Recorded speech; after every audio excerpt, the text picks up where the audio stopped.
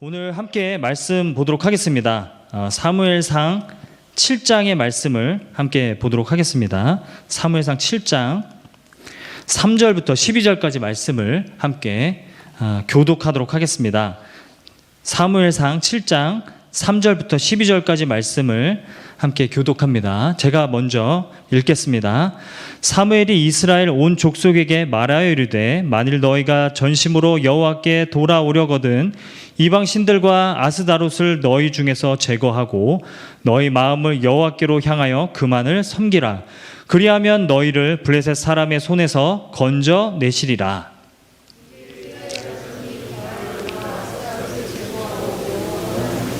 사무엘이 이르되 온 이스라엘은 미스바로 모이라. 내가 너희를 위하여 여호와께 기도하리라 하매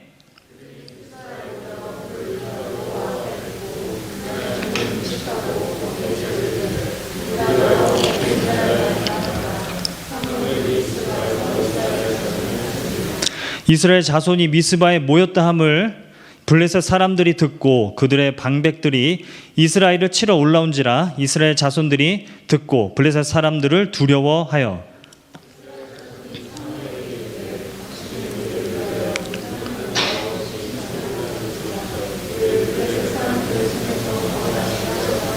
사무엘이 젖 먹는 어린 양 하나를 가져다가 온전한 번제를 여호와께 드리고 이스라엘을 위하여 여호와께 부르짖음에 여호와께서 응답하셨더라.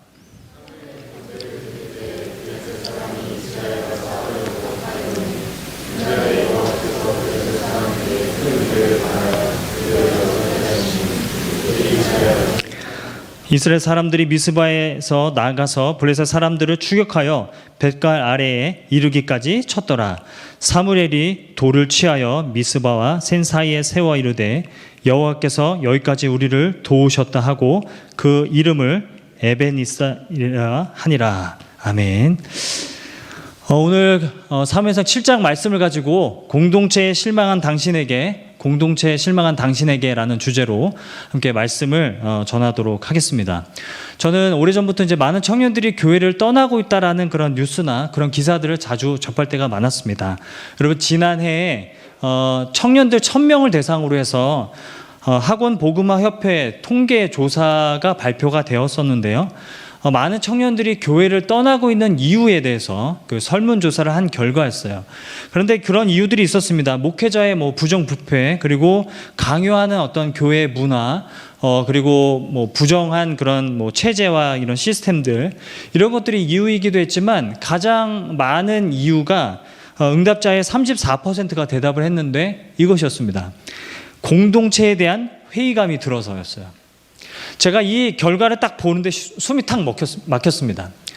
너무 공감이 되는 것 같고 어떤 심정일지 좀 이해가 될 듯한 결과였기 때문이라는 것이죠. 여러분, 공동체는 어떤 존재입니까? 여러분에게 공동체는 어떠한 존재입니까? 저도 생각해보면 공동체는 저에게 가장 많은 상처를 준 대상이기도 하고 가장 많은 도움을 주고 가장 많은 은혜를 또 받은 대상도 이 공동체이기도 하다는 생각을 하게 돼요.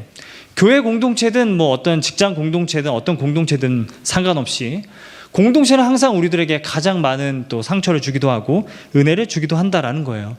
그래서 많은 청년들에게 어쩌면 교회 공동체가 애증의 대상이 되어져 있는 것은 아닌가라는 생각을 하게 된다라는 거예요. 사역하면서 굉장히 이 공동체, 청년부 공동체, 그리고 교회 공동체에 실망한 많은 청년들을 제가 만나고 이야기를 들어왔습니다. 그러면서 일부는 또 돌아오기도 하고 일부는 아직 공동체를 떠나 있기도 합니다. 그런 청년들의 모습을 보면서 오늘 제가 설교를 준비하면서 그 청년들을 많이 생각하게 되었고, 오늘 설교를 좀 모든 청년들이 다 듣고 함께 고민하고 한 번 더 공동체에 대해서 생각하고 또 함께 토론할 수 있는, 나눌 수 있는 그런 기회가 됐으면 참 좋겠습니다. 오늘 본문의 내용을 보시면 여러분, 오늘 본문의 내용은 사무엘이 이스라엘 공동체를 다시 회복시키는 그러한 일들이 이야기되고 또 소개되고 있죠. 사무엘이 딱 등장합니다. 여러분, 사무엘상을 보게 되면은 1장부터 3장까지 사무엘이 나오다가 4장부터 6장까지는 또 사무엘이 안 나와요. 사무엘의 이름조차 나오지 않습니다. 그러다가 7장에서부터 다시 사무엘이 등장하죠. 사무엘이 등장하자마자 이스라엘 공동체를 다시 회복시키고 갱신하는 것을 우리가 볼 수 있어요. 여러분, 3절 말씀을 보게 되면요, 사무엘상 3절 말씀을 보면 사무엘이 이스라엘 족속에게 말하여 이르되 만일 너희가 전심으로 여호와께 돌아오려거든 이방 신들과 아스다롯을 너희 중에서 제거하고 너희 마음을 여호와께로 향하여 그만을 섬기라. 그리하면 너희를 블레셋 사람의 손에서 건져내시리라. 이렇게 얘기합니다. 엄청난 이스라엘 백성들 그 공동체 안에 회개 운동이 일어나는 것을 우리가 보게 된다라는 거예요. 여러분, 이 이방 신과 아스다롯이 누구입니까? 바알 신과 아스다롯 신을 가리켜요. 이들은 부부신이었습니다. 이들이 의미하는 것은 번영과 다산과 성공이었어요. 이스라엘 백성들의 안에서 그 마음 가운데 버리지 못하고 있었던 우상이 뭐였냐면, 욕심이 뭐였냐면 바로 이 다산과 풍요와 성공이라는 우상을 내버리지 못하고 있었으니 사무엘이 그것을 지적하면서 너희가 여호와께 정말 돌아오려거든 너희 안에 있는 바알과 아스다롯을 제거하라고 이렇게 얘기한다라는 거예요. 그리고 사무엘이 이스라엘 백성들에게 요청을 합니다. 5절을 보게 되면요, 이스라엘을 미스바에 모이게 합니다. 그래서 너희가 미스바에 모여서, 그리고 미스바로 모이게 한 다음에 미스바에서 이제 블레셋과의 전투를 통해서 블레셋을 이기는 그런 내용들이 이제 나오게 되죠. 그리고 여러분 12절로 내려가게 되면은 결과가 어떠했느냐? 사무엘은 돌을 가져다가 기념비를 세우죠. 그래서 에벤에셀, 도움의 돌이라는 에벤에셀을 세우고, 그리고 기념비를 세우는 내용으로 오늘 우리가 읽은 본문이 끝이 납니다. 그야말로 이스라엘 백성들 공동체 가운데 회복과 갱신이 다시 또 일어난 겁니다. 여러분, 그런데 사무엘상 전체를 놓고 보면, 성경 전체의 틀 안에서 오늘 본문을 보면 이러한 공동체의 무너짐과 회복은요 처음 있었던 일이 아닙니다. 여러분, 사무엘상 그 앞에 사사기를 봐도 이러한 공동체의 회복과 갱신은 계속해서 반복해서 나타나고 있다는 거예요. 여러분, 성경을 보면요 이스라엘 공동체의 무너짐과 회복은 계속해서 어떤 패턴처럼 계속해서 반복해서 일어나는 것을 우리가 볼 수 있다는 거예요. 여러분, 사무엘상 7장을 우리가 보고 있잖아요. 이 7장을 넘어가기만 해도 이스라엘 공동체 안에 분열이 생깁니다. 여러분, 사무엘상 10장을 보게 되면요, 10장 17절부터 19절을 보게 되면, 17절과 19절을 보게 되면요, 미스바에 동일한 미스바에 또 모이게 합니다. 사무엘이 이스라엘 백성들을 동일한 미스바에 모이게 해서는 그들이 사무엘에게 요구하는 것이 있는데, 이제는 하나님을 버리고 우리가 왕을, 필요로 하는 왕을 달라고 그렇게 구하는 것을 19절을 통해서 우리가 볼 수 있다는 것이죠. 여러분, 이걸 보면 우리가 무엇을 느낍니까? 여러분, 우리의 신앙생활의 패턴과 같다라는 거예요. 우리가 지금은 코로나 때문에 수련회를 가지 못하지만 한때는 우리가 그런 패턴에 굉장히 젖어 있었죠. 수련회를 기다립니다. 수련회를 가요. 수련회를 가면 회개하죠. 그리고 결단을 해요. 뭐 리더를 하겠다, 뭐 올해는 선교를 가겠다, 그런 결단들을 참 많이 해요. 그리고 돌아오면 2주가 지나면 다시 예전의 신앙으로 돌아가죠. 또 수련회를 기다리고, 또 수련회가 오면 또 회개하고 결단하고 또 무너지고 또 회복하고, 이런 일들을 우리가 수없이 많이 반복하고 있었다라는 거예요. 그런 패턴이 이스라엘 공동체 안에도 나타나고 있다는 것을 우리는 볼 수 있어요. 여러분, 그래서 이제 많은 청년들은 저에게 종종 묻곤 합니다. 그러한 완벽한 공동체가 이 땅 가운데 실현 가능한 거냐라고 물어보는 청년들이 많다라는 거예요. 여러분, 성경을 봐도 예수님이 오시고 성령님이 오시면 교회 공동체 안에, 하나님의 공동체 안에 문제가 전혀 없을 것처럼 보였는데, 여러분, 신약 성경의 서신서들을 보면 대부분이 다 교회의 어떤 분열과 교회의 문제들을 다루고 있는 그런 내용들이라는 거죠. 그리고 오늘날에도 보면 어떤 목회자들의 부족한 모습들과 목회자의 부정부패와 어떤 구조적인 문제와 관계적인 문제로 공동체가 깨어지고 흔들리는 모습들을 계속 보다 보면 우리는 이런 생각을 한두 번 하게 된다는 거예요. 과연 성경이 말하는 그런 공동체는 가능할까? 성경이 말하고 있는 그런 공동체를 이 땅 가운데서 우리가 누리는 것이 가능할까? 이런 질문을 우리는 하게 된다는 겁니다.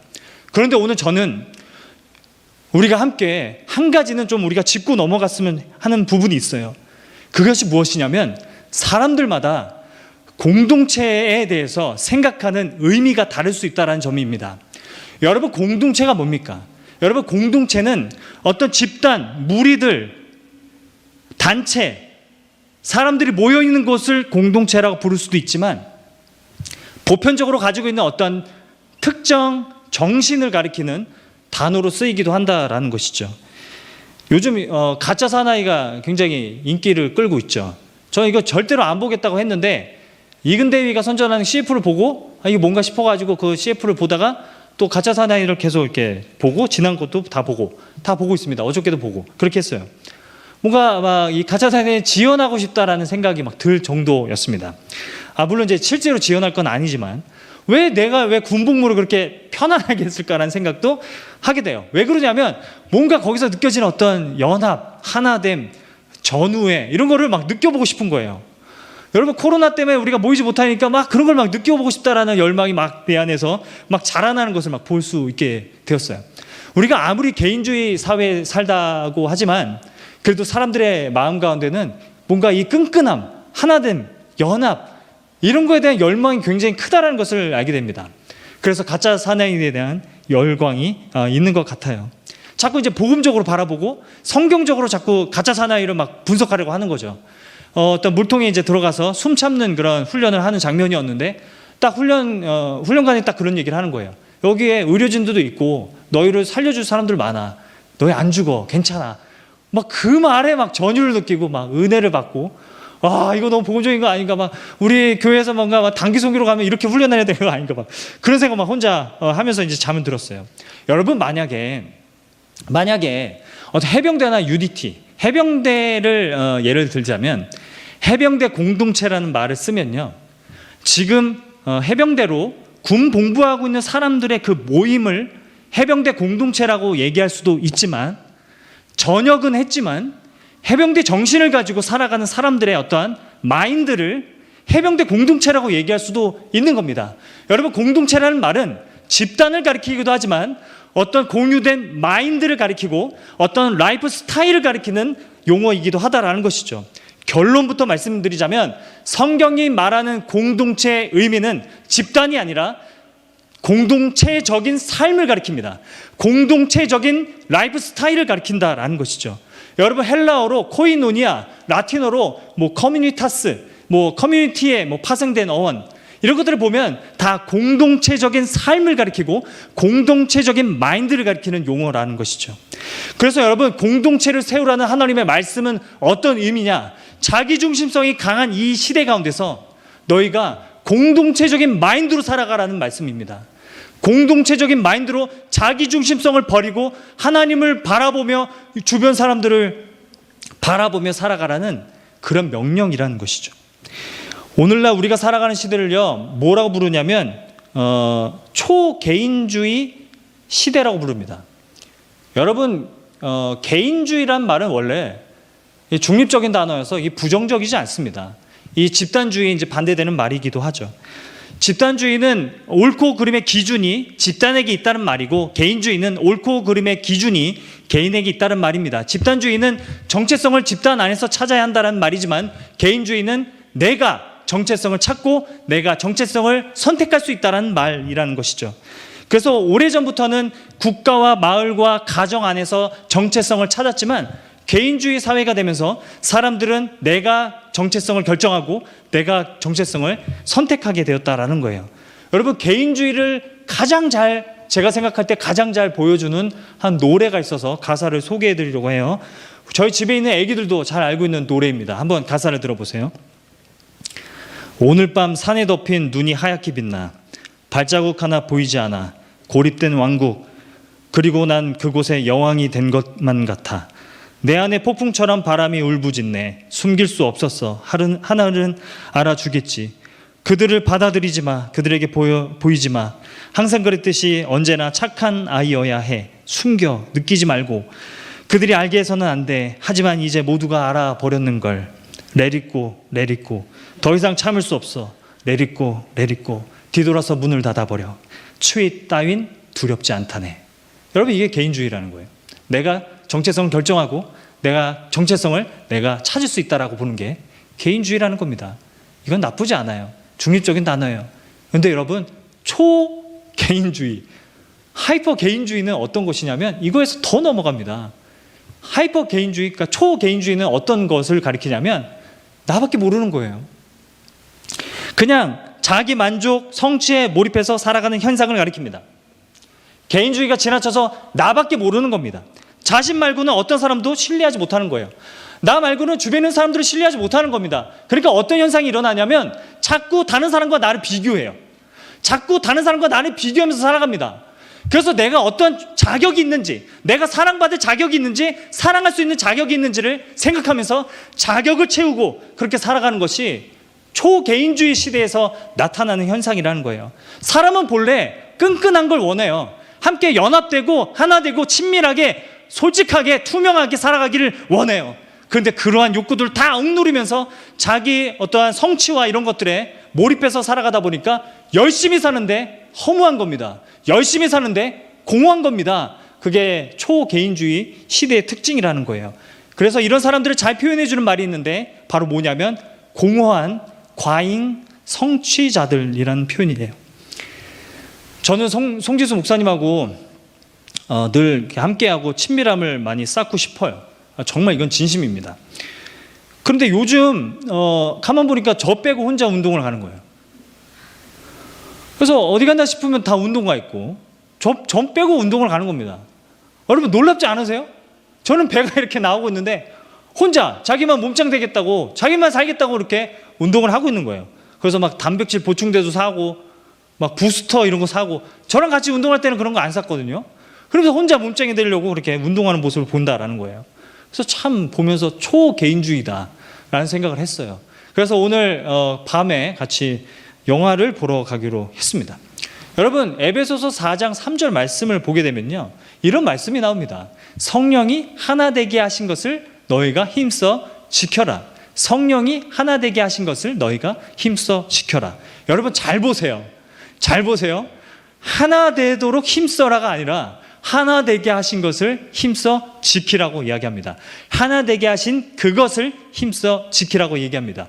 여러분 하나 되기를 위해서 힘쓰는 것과 하나 되게 하신 그것을 지키는 것은 다른 거예요.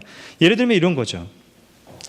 하나 되도록 힘쓰라는 말은 그런 어떤 조직을 세우고 공동체를 형성해가고 안정적인 공동체를 형성해가는 것을 이야기한다면 하나 되게 하신 것을 힘써 지키라는 것은 우리가 공동체로 모여야 할 이유에 대해서 그리고 공동체로 모이게 되는 그 가치관의 변화를 붙들고 그것이 변질되지 않도록 지키며 살아가라는 말입니다. 그러니까 우리가 그냥 무조건 모이고 어떤 안정적인 공동체를 지향하며 나아가라는 말씀이 아니라 너희 안에 함께 모여야 할 이유, 너희 안에 마음이 변화되어서 이제는 자기중심적으로 살아가는 것이 아니라 다른 사람들을 위해서 살아가겠다라고 마음이 변화된 그것을 힘써 지키라는 말씀이라는 거예요. 여러분 저희 집에는 애기들이 3명 있어요. 그래서 굉장히 많이 싸웁니다. 거의 매일 싸우는 모습을 봐요. 아주 많이 싸워요. 근데 가장 스트레스를 받는 아이가 누구냐? 첫째예요. 얘는 무슨 잘못이 있다고 동생들의 그러한 투정과 장난과 모든 것을 다 받아주면서 인내하고 있습니다. 정말 믿음으로 인내하며 살아가고 있어요. 가끔 제 첫째 딸이 그래요. 아빠 나 진짜 오늘 너무 스트레스를 많이 받아서 그런데 혼자 나가서 산책 좀 하고 올게. 그리고 밤에 나가가지고 혼자 산책을 하고 이렇게 돌아와요. 정말 안쓰러워요. 그래서 뭐가 그렇게 스트레스를 받니? 라고 물어보면은 꼭 둘째 아들 녀석 때문에 건민이 때문에 스트레스가 많다라는 이야기를 해요. 저는 그동안 회유책을 많이 썼거든요. 너희들 싸우면 선물 없어 막 이런 얘기하고 너희들 안 싸우면 아빠가 뭐 선물 사줄 거야 뭐 연날리러 갈 거야 뭐 이런 얘기를 많이 했는데 그런 게 다 소용이 없더라고요. 한 번은 밤에 제 큰 딸하고 같이 식탁에 이제 마주보고 앉아서 그렇게 한번 진지하게 한번 얘기를 한 적이 있어요. 그래서 제가 그 둘째 건민이 아들 녀석의 이야기를 했어요. 어렸을 때부터 많이 아팠고 그리고 어렸을 때 뭐 병에 걸리기도 했고 얘가 많이 또 미숙하고 또 연약하지만 그래도 얼마나 좀 엄마 아빠는 많이 걱정되고 그래서 자꾸 건민이가 자꾸 걱정이 된다 막 이런 얘기를 막 했습니다.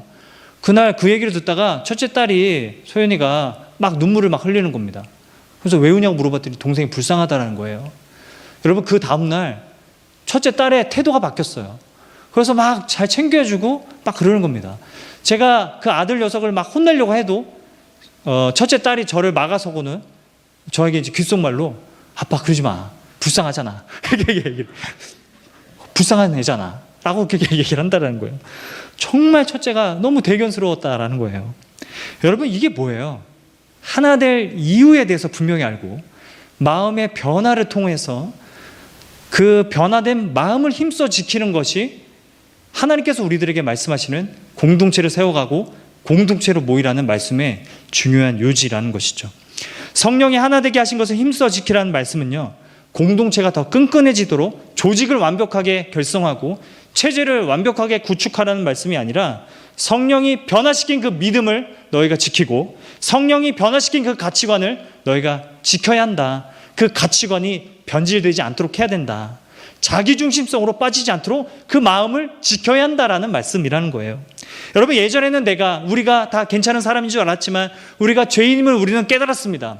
우리는 그전에는 나 자신만을 위해서 살아왔지만 이제는 다른 사람들을 위해서 살고 내가 예수 그리스도를 위해서 살고 하나님을 위해서 살아가야 한다는 것을 우리는 깨달았습니다. 그리고 그런 마음의 변화가 있었다라면 그 마음의 변화가 우리가 다시 변질되지 않도록 그 마음을 지키라는 말씀이라는 것이죠.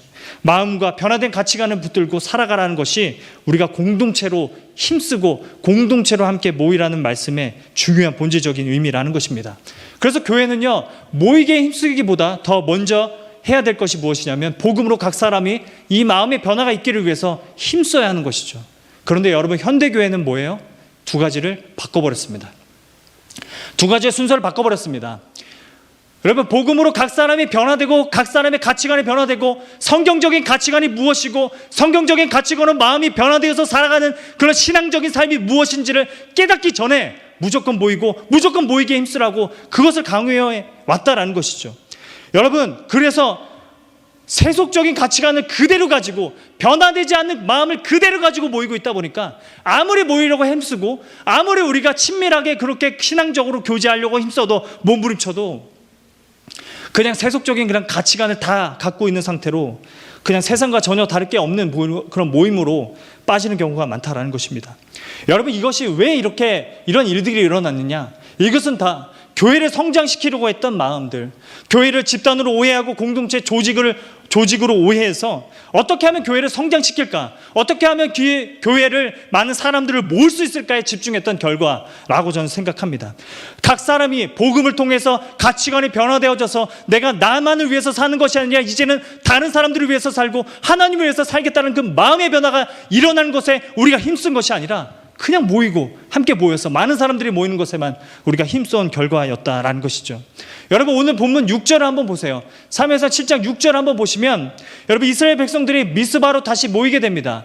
그들이 미스바에 모여 물을 길러 여호와 앞에 붓습니다. 물을 붓는 것은 회개를 의미했습니다. 그날 종일 금식해서 거기에서 이르되 우리가 여호와께 범죄하였나이다 합니다. 사무엘이 미스바에서 온 이스라엘 자손들을 다스립니다. 여러분, 이렇게 미스바에서 이스라엘 백성들이 모이는 것이 그냥 조직을 더 탄탄하게 구축하고 공동체적으로 모이는 것을 의미했던 것이 아니죠. 사무엘이 이들에게 강요했던 것이 무엇입니까? 강조했던 것이 무엇입니까? 너희 안에 있는 바알과 아스다롯을 제거하라. 여러분, 바알과 아스다롯은 성공과 번영과 풍요를 가리키는 우상이었어요. 너희 안에 그 욕심과 우상들을 제거하라. 그 우상과 욕심들을 제거하지 않고 모이는 것이 의미가 없다라고 지금 이야기하고 있다는 것이죠.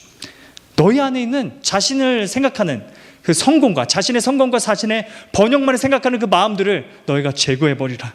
그리고 집착하면서 그렇게 자기중심적으로 사는 모습을 너희가 버리고 하나님 앞에 하나님 중심적으로 이웃 중심적으로 살아갈 수 있도록 관계 중심적이고 공동체 중심적인 그런 마인드로 너희가 변화되어져야 한다는 것을 이야기하고 있는 것이 오늘 우리가 읽고 있는 사무엘상 7장이 우리들에게 던져주는 메시지라는 것이죠. 여러분, 많은 청년들이 공동체에 실망하는 이유가 무엇입니까? 모이기는 모이되 우리 안에 있는 바알과 아스다롯을 제거하지 않기 때문이라고 저는 생각합니다. 우리 안에 있는 바알과 아스다롯이 그것이 여전히 남아있기 때문에 우리는 세속적인 가치관과 세속적인 생각들을 가지고 사람들의 세속적인 기준을 평가하고 판단하다 보니 우리의 모임 가운데 많은 실망과 많은 상처와 많은 낙심들이 있다는 것이죠. 교회 안에서도 세속적인 가치관으로 모이고 있다 보니 우리 안에 정말 친밀한 모임이 어려울 때가 많다는 것입니다. 지금 우리 안에 바알과 아스다롯, 우상과 욕심이 가득하다면 우리가 이 시간 예배하면서 우리가 하나님 앞에 회개해야 될 것은 우리 안에 있는 욕심과 우상들을 제거하는 것입니다. 여러분, 이거는 성령이 도와주셔야 하는 거예요. 그래서 성령이 하나 되게 하신 것을 우리가 힘써 지켜야 하는 것이죠. 공동체로 모이는 거 참 어렵습니다. 여러분 힘듭니다. 불가능해 보입니다. 어떻게 해야 합니까? 그래서 필요한 것이 무엇이냐면 12절에 나오는 에베네셀의 은혜가 필요한 거예요. 여러분 에베네셀의 은혜가 무엇입니까? 여러분 사무엘이 돌을 가져오라고 해요. 돌을 가져오라고 해서는 에베네셀이라고 부르자. 도움의 돌, 에베네셀이라고 부르자라고 합니다. 에베네셀이 뭡니까? 여러분 지난번에 송지수 목사님이 한번 설교하셨지만 에베네셀이란 그 이름이 지명이에요. 어떤 지명입니까? 블레셋과 이스라엘 백성들이 싸우다가 블레셋에게 언약궤를 빼앗겨버린 지명이 에베네셀이에요. 그 에베네셀을 다시 이름을 붙여서 지금 기념비를 세우고 있는 모습을 보이고 있다는 거예요. 수치와 치욕을 무엇으로 바꿉니까? 영광으로 바꾸는 그 시도를 다시 하고 있다는 것이죠. 그러면서 고백하는 게 하나님께서 우리를 여기까지 도우셨다라고 고백하는 거예요. 수치를 영광으로 바꾸고 실패를 영광으로 바꾸는 것. 여러분 그게 우리가 공동체 안에서 추구해야 될 일이라는 것이죠. 여러분 사람들의 수치를 영광으로 바꾸어내는 사람들, 어떤 수치와 죄악과 실패를 영광으로 바꾸어낼 줄 아는 사람들, 그런 사람들이 모인 공동체, 우리 청년부가 되기를 간절히 소망합니다. 우리의 죄악들을 나누고 우리가 아무리 연약하고 아무리 부족하다 할지라도 우리의 연약함을 다시 나눌 수 있게 되고 우리의 죄악들을 다시 나눌 수 있게 되는 그러한 친밀함의 공동체가 되기를 주님의 이름으로 축원드립니다. 정말 쉽지 않죠. 불가능해 보입니다. 어렵죠. 하지만 사무엘이 이 에베네셀을 다시 세우는 이 장면은요, 하나님께서 우리를 포기할 수가 없어서 당신의 아들을 십자가에 내어주신 그 사건을 떠올리게 하고 하나님의 신실하신 그 사랑을 떠올리게 한다라는 거예요. 사랑은 여러분, 하나님의 사랑이 오늘까지 우리를 도와주셨습니다. 여러분, 하나님의 사랑이 오늘까지 우리를 날마다 회복시켜 주셨어요. 우리는 인정할 수 없을지라도 하나님의 사랑이 우리를 때로는 넘어진 자리에서 우리를 세우시고 무너진 자리에서 우리를 세우시고 그렇게 우리를 도와주셨다라는 거예요. 그 은혜가 우리 가운데 회복되어져서 우리가 자기중심성을 버리고 서로 돌아보는 공동체적인 삶을 회복하는 그런 은혜가 우리 모두에게, 우리 청년부에 나타나기를 주님의 이름으로 축복합니다. 말씀을 맺겠습니다. 저는 설교를 준비하면서 그동안 고마웠던 사람들이 많이 생각났습니다.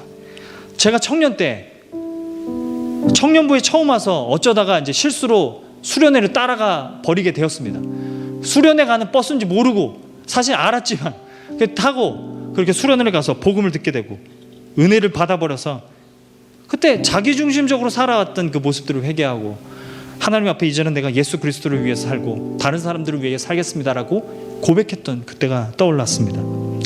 그때 한 자매가 저한테 초면이었는데 어떤 얘기를 했냐면요, 아직도 기억나요. 그 자매가 저한테 와가지고는 어떤 얘기를 했냐면, 나는 지금까지 청년부를 섬기느라 힘을 다 썼고 너무 지쳤고 더 이상 섬길 힘이 없는데 뭔가 불이 나에게서 너에게로 옮겨진 것 같구나 라고 얘기하고는 잘 부탁해, 그리고는 공동체를 떠났어요. 그 후로 폭발적인 변화를 제가 경험을 했습니다. 여러분 오해하지 마십시오. 과거의 청년부가 뭐 체제가 더 좋았다, 구성원들이 다 신실하고 다 좋았다, 이런 얘기 아닙니다. 정말 체제나 시스템 생각해보면 너무 미비하고 부족한 점들 많았습니다. 한 가지 두드러진 변화가 무엇이었냐면 사람들이 변하는 거예요. 내가 자기중심적으로 살지 않겠다라고 변하는 거예요. 내가 나만을 위해서 살아왔는데 이제는 그렇게 살지 않겠다라고 그 마음들이 느껴졌어요. 여러분 정말 코로나로 인해서 우리가 모이지 못하고 있는 이 시기에 저는 그냥 모이기를 힘쓰자라고 얘기하기보다는 복음으로 여러분의 마음이 좀 변했으면 좋겠어요. 제 마음도 변했으면 좋겠습니다. 우리는 계속 우리의 마음이 완악해져 갑니다. 우리의 마음이 굳어져 갑니다. 나 혼자만 잘 살면 돼, 너무 편한 거 아니야 이거? 라고 생각합니다. 우리의 마음이 복음을 통해서 변화될 수 있었으면 좋겠습니다. 우리가 코로나로 모임도 못하고 리더 모임도 못하고 GBS도 못하고 보니까 어쩌면 지금까지 우리 공동체가 지탱해 온 것이 복음이 아니라 리더들의 그런 과한 헌신과 그리고 체계적인 그런 조직이 우리를 의지했던 게 아닐까라는 생각을 하게 됩니다. 우리가 이런 가운데 우리가 기도해야 될 것이 무엇일까요? 다시 모일 수 있게 도와달라? 아닙니다. 각 사람이 복음으로 변화되어서 자기중심적인 마음을 버리고 공동체적인 그런 마인드가 회복되어질 수 있도록, 공동체적인 삶이 회복되어질 수 있도록, 그래서 어디로 가든지 여기서만이 아니라 직장 생활 안에서, 가정 안에서 공동체적인 마인드로 살아갈 수 있기를 간절히 소망합니다. 우리가 공동체에 실망하는 이유가 무엇입니까? 우리 안에 바알과 아스다롯, 우리 자신만의 번영과 성공과 그리고 풍요를 위하는 마음, 이 마음이 제거되지 않아서 그런 사람들이 그런 세속적인 가치관을 가지고 모이기 때문에 상처가 일어난다고 생각합니다. 부디 우리 모두가 다시 복음으로 모여야 할 이유를 우리가 깨닫고 다시 모일 수 있는 힘을 복음 안에서 끌어오는 저와 여러분 모두가 되기를 주님의 이름으로 축복합니다. 나를 위해서 십자가에 죽으신 예수 그리스도의 복음으로 진심과 진정으로 모여서 예배하며 공동체 생활하며 교제할 수 있는, 그리고 다른 사람들의 수치와 아픔을 영광으로 바꾸어내는 그 에베네셀을 경험하는 저와 여러분이 되기를 축원드립니다.